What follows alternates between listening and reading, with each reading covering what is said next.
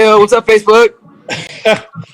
So, members of Elite Training for basketball, welcome to our first weekly show. We'll be doing this every single Tuesday at 11:30 Central Time.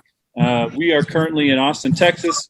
I'll be your co-host along with Sean Sinisi here, and we're just going to spend 20, maybe 30 minutes tops every week. I want to make sure that those of you who choose to participate and in the future as our group grows, right now we have 95 members. That's only 3 weeks time. So maybe 2-3 months, we're in the hundreds and people are starting to really check out this show. But we just want to have a time where we allow you guys to answer or ask questions, and you can ask us things. And we're going to present a certain topic each week.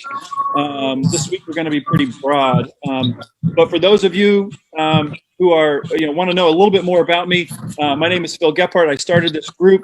I played professional basketball after being MVP of my college team here in the States. I played basketball on 5 continents. I was a shooting guard. And since I have decided to, the past 12, 13 years, I stopped playing ball around 27 years old. And for about the past 13 years, I've been a strength coach, first in California, in Orange County, and now here in Austin, Texas.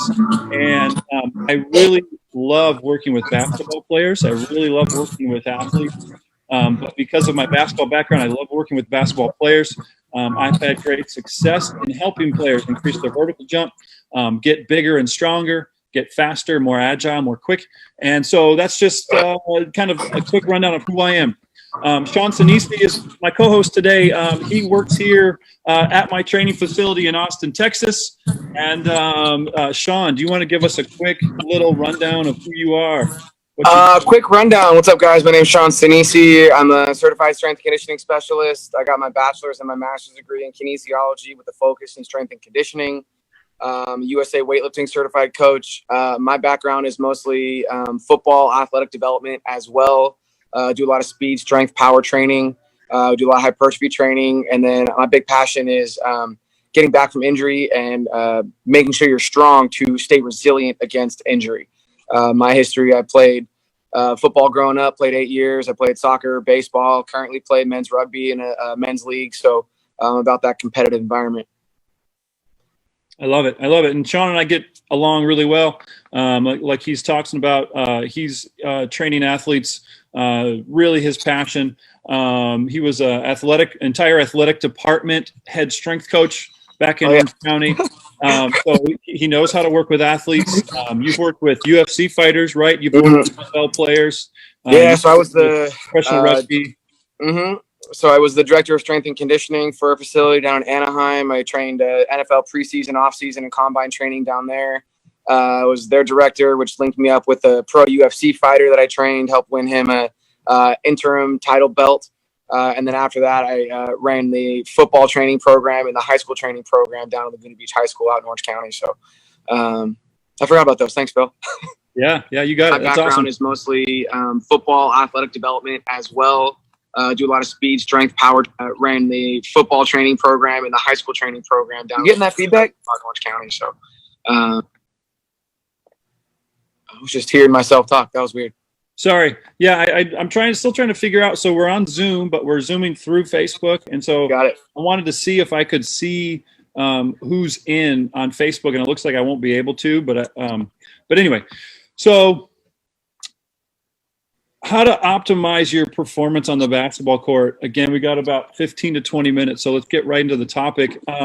I wanted to start off with a quote from there's a Russian kettlebell guru named Pavel Tsatsouline. He's credited with bringing the kettlebell to America. And what he says is strength is the mother of all physical qualities. For sure. And I see, Sean's shaking his head. He says, for sure, if there's anything physically that you want to improve on, if you improve your strength, you will most likely improve that thing that you're trying to get better at. 100%. So when we're talking about basketball, and don't ever forget that, because I'm done playing basketball now, hanging out with my 2 little baby girls, getting on and off the floor. The stronger I am, the easier it is to get up and down the floor. So this is way beyond basketball, but let's bring it back. If you want to improve your vertical jump, get stronger. And why is that? Because if you apply a greater force to the ground, you will create a stronger reactive force in the opposite direction.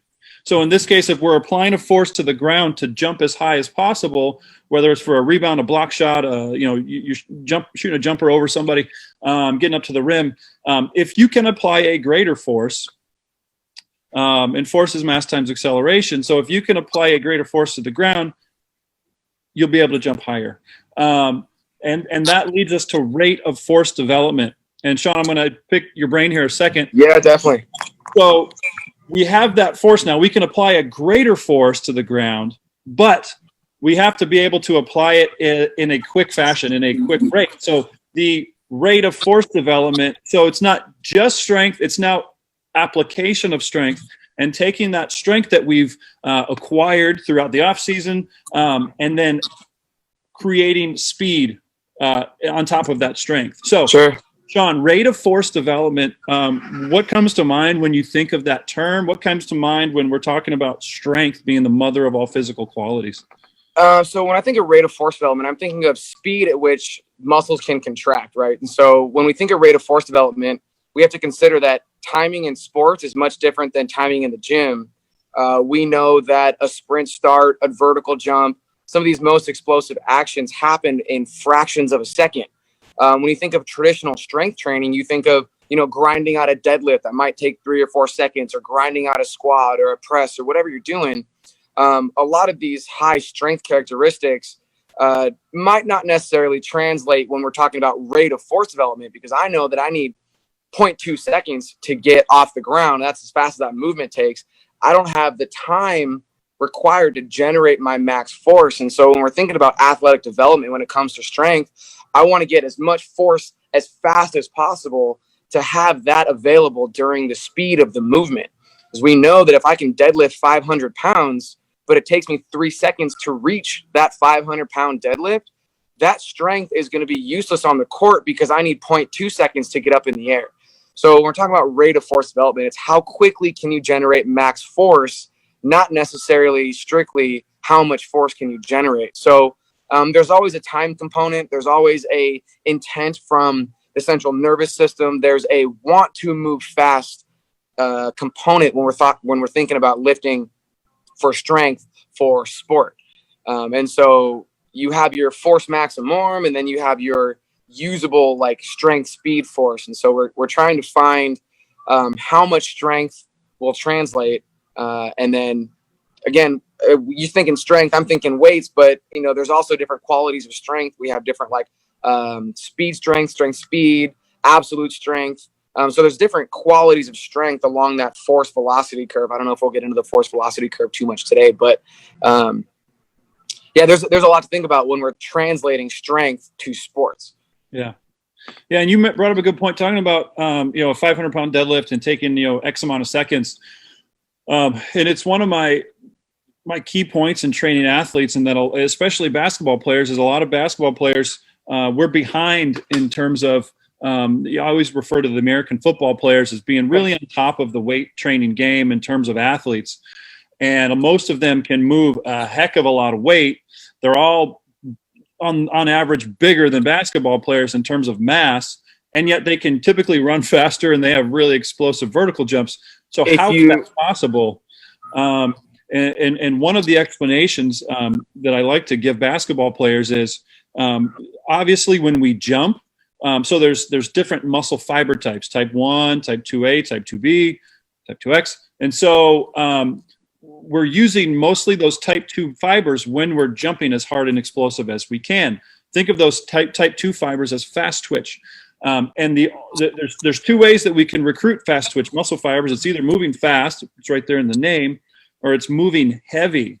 And so those fast twitch fibers are recruited, and they're actually bigger muscle fibers than type 1 fibers, but they're recruited when you move heavy things, even if you're not moving fast, but it's the brain's intent to move fast. So if you move that 500-pound deadlift and you're trying to pick the weight up off the floor and you're moving as aggressively as possible, but you're only moving slowly, those type 2 fibers are still being recruited. And so I want to make sure the basketball players understand that sure, as we get closer to the season, maybe we improve and make sure the concentric or the actual lift of the movement, speed of the movement is faster. But don't be afraid from lifting heavy weights, because those same type 2, same fast twitch fibers that you're using on the court to jump, to slide, to react quickly, are being recruited when you lift something heavy, as long as you have your brain's intention to move as fast as possible. What do you think about that?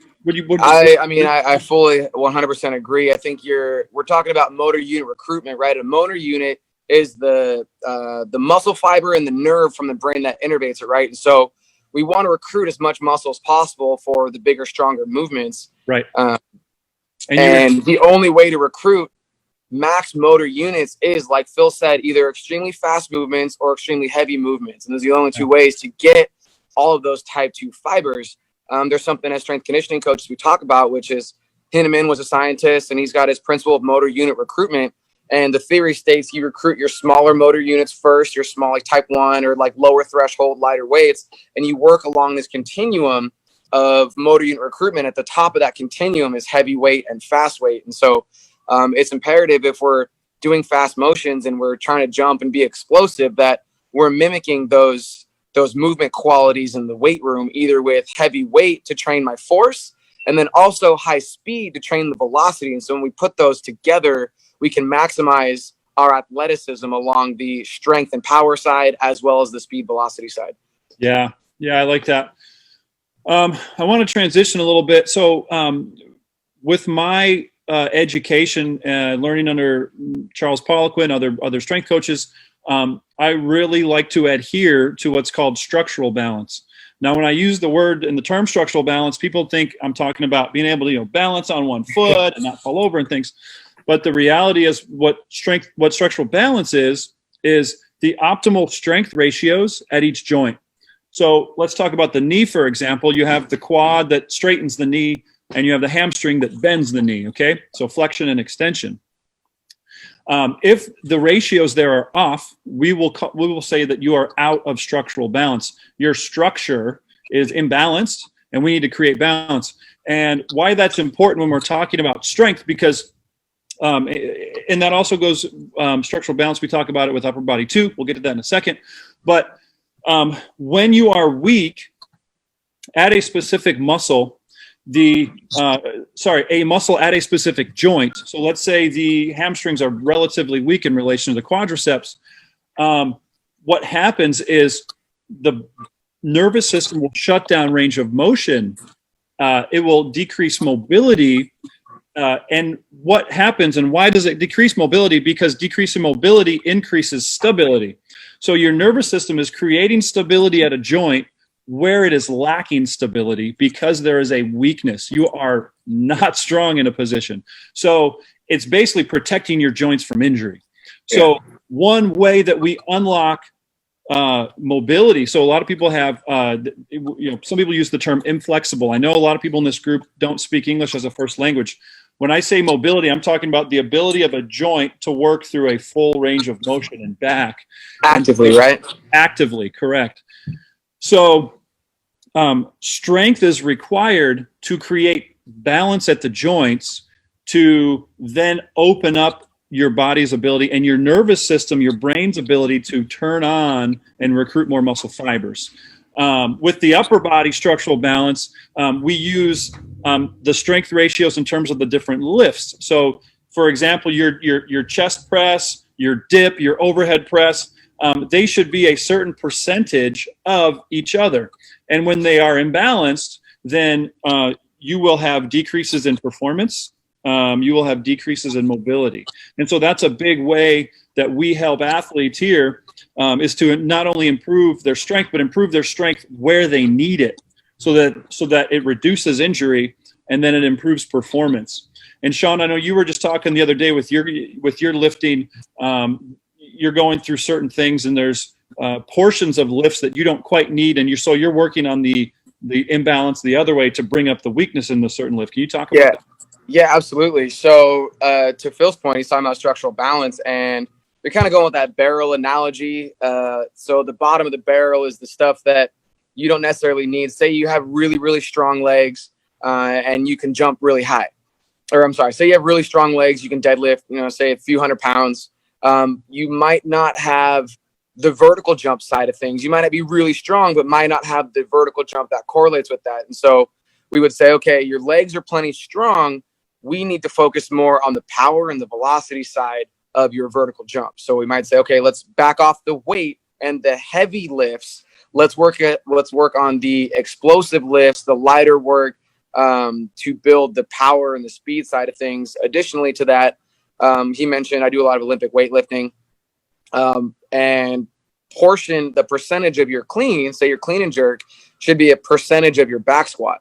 And so if your back squat is really high and your clean hasn't matched that yet, I might not need to really work on my back squat, because at that point, it is no longer going to help my clean. So I might work on more of the clean pulls, the deadlifts, working speed under the bar. And if my goal is to have a better clean and jerk, there's a point to where that squat isn't going to help me out, because when I get to the bottom of that thing and I'm doing my squat out, usually that's not the case. Sometimes it's the pull or it's the getting under the bar. And so at that point, we'd be working on the qualities that make the overall goal enhanced, instead of working the small nuances. So if your goal is, I want to have a quicker first step, I want to be quicker laterally, I want to have a higher vertical, we can pick parts of your exercises and say, okay, you're really strong here. At this point, working on this isn't going to help us as much as working on this. So let's say you have strong glutes, let's work the knees, let's work the ankles, to Phil's point. Or if you're, like you said, if one part of your body is already strong, that isn't going to help us anymore. So let's work on the other parts to get a whole piece together. Yeah. Something like that. Yeah. I like that. And so he mentioned strength or power development, force development. There is a simple, easy test for that, which we do in the weight room, to determine if an athlete is, for lack of a better explanation, too strong over the force production, or needs to get stronger because the force production is too high. There's a certain percentage and a ratio that we check, that's very simple, that I use with all my clients to determine, okay, we want to increase your vertical jump. Is strength the problem? Or, okay, we want to increase your vertical jump. Is your power or your speed strength the problem? Yeah, exactly. Well, that's great. I love what you put in there. Another thing, just a simple tip. We haven't gotten into too much specifics, but another reason that strength is necessary for the optimization of all your on-court performance. One little sneaky tip I'll drop in here is that your shoulder strength accounts for 10 to 15% of your vertical jump. So if you look exactly. So if you look at like the NFL, I always use the American football, the NFL combine guys, but when they're training for their vertical jump, and when they do their test, their arms are here, they swing them, and then they jump. And if you think about yourself, say you get a free path to the basket, and it's one of those put back dunk type scenarios, and you're running, and when you go to jump as high as you can, you bend and you reach and you swing your arms, you're actually going to be able to jump higher. So shoulder strength is critical for optimizing your vertical jump. So it's something that most people don't think about, but all of my basketball players, we do a lot of shoulder strength work, and we will continue to do that, not just for the vertical jump, but there's a lot of reasons to. So I just wanted to throw that in there, that there's sometimes some strength things, some exercises that would be very beneficial to you, and get them in your program. If I may, Phil, since we're talking about little sneaky tidbits, there's some pretty good research out there that says strength is the #1 predictor of injury. Yep. So 50% of injuries could have been, in one of the studies I'm referencing, I'll have to pull it up, but 50% of injuries could have been reduced by just being stronger, physically stronger, being able to lift more weights. And there's a lot that goes into injuries, how you're training, how you're eating, how you're sleeping, how you're recovering. But it's not, how flexible you are. It's not how mobile you are. It's how strong can you be? What's the resiliency of your tissues, of your bones, ligaments, tendons, and muscles? How resilient are those? And strength training will increase your bone density. It'll increase your tendon stiffness. It'll increase your muscular capacity, especially deceleration, things like that. So strength training is the number one predictor for injury. So if you're stronger, you're less likely to get injured. And if we're talking about performance, you're not playing anything if you're not playing or performing anywhere if you're injured. So strength training is absolutely imperative, especially to stay resilient against injuries so that you can play, so that you can continue to work on these athletic performance pieces. Yeah, I agree. And I agree 100%. That's what we talk about with structural balance, is especially strengthening the spots that we know you're weak in. And to add to your point, it only increases your resiliency throughout the season. A lot of these seasons are just really long for guys, and by the end they're just beat up. But the stronger you are, the more resilient you'll be to making it to the end. I mean, the NBA, if you make it to the NBA finals, you're playing 100 games in a season. That's a lot of games. So resiliency is key and to not just surviving the season, but longevity of career as well. Mm. So that looks like a nice little stopping point there, Sean. Do you have anything to add? Just on strength and performance. I mean, I feel like we covered a pretty good bit. I would just say seek a professional. I know it's kind of intimidating to jump into a gym and jump right into heavy weights. It's something that's a little daunting, especially if you haven't really experimented with that. Definitely consult, seek, find the right technique, find the right weights, find the rep scheme. I know, Phil and I are here as resources for you guys if that's something you want to get into, but don't be afraid to hit the weights, but just make sure you're kind of hitting those things right, hitting the technique right before you go full speed. Like, I got to get strong, and just make sure you kind of progressively get stronger without jumping straight into something too much. Yeah. Yeah, it's the play the long game. A lot of you guys in this group are, some of you in your 30s, even 40s. Some of you are younger. There's a career to be had. You're not going to get strong from now to tomorrow. Play the long game. Program correctly, and get stronger, man. Get stronger. We appreciate your time. Sean, I appreciate your time. Everybody, thanks for watching. We're going to be here every Tuesday, 11:30, about 30 minutes. And thanks for showing up. Thanks for showing up. Thanks for watching. We'll see you next time. All right, guys. Bye. See ya.